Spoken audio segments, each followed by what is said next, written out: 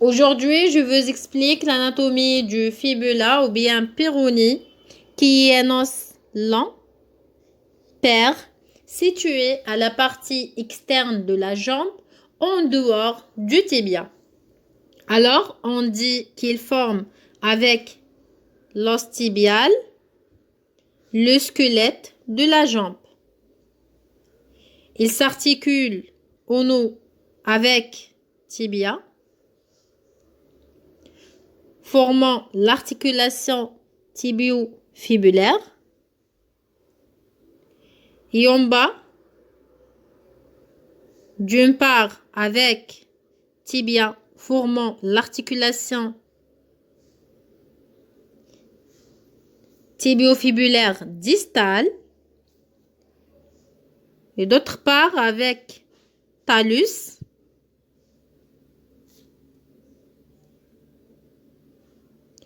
formant l'articulation talus-crurale.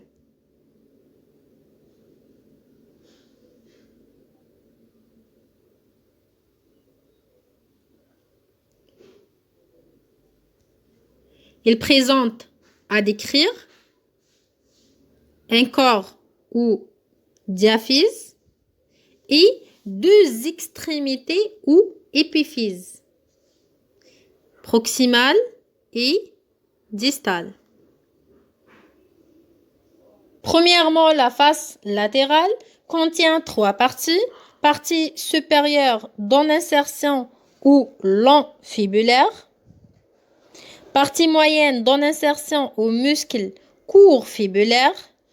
Et partie inférieure se divise en deux, en partie antérieure sous-cutanée et une autre postérieure, sur lequel glissent les tendons des muscles fibulaires.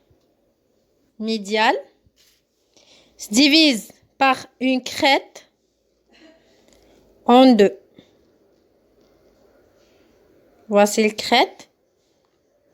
Se divise en deux parties. Partie antérieure dans l'insertion ou long extenseur des orteils. Et troisième fibulaire.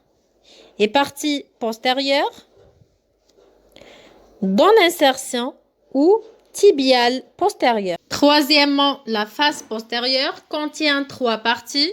Partie supérieure dans l'insertion au muscle soliaire. Partie moyenne dans l'insertion au long fléchisseur de l'hallux. Et partie inférieure change de direction et devient médiale. Quatrièmement, le bord médial.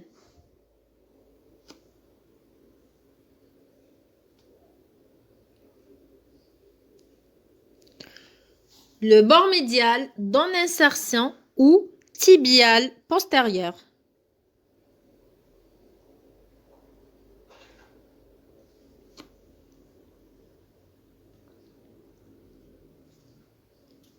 Cinquièmement, le bord antérieur est mince et tranchant.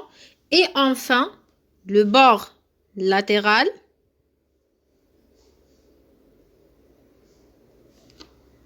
qui est dans l'insertion au septum intermusculaire postéro-latéral. On passe à l'épiphyse proximale qui est appelée aussi tête du péroné. C'est une extrémité conique à base supérieure, reliée au corps par un segment rétréci, qui est le col.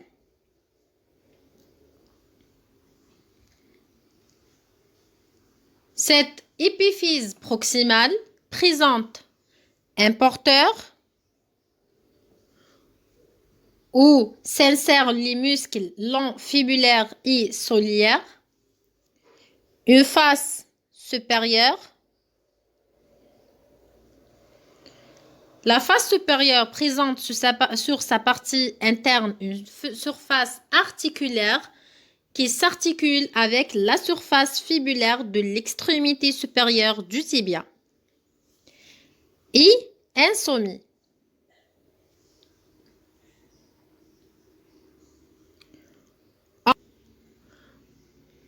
Enfin, l'épiphyse distale, appelée aussi malléole latérale, elle est plus volumineuse et descend plus bas par rapport à la malléole médiale et présente deux faces, face médiale et face latérale, et deux bords, bord médial et bord latéral, et insomnie.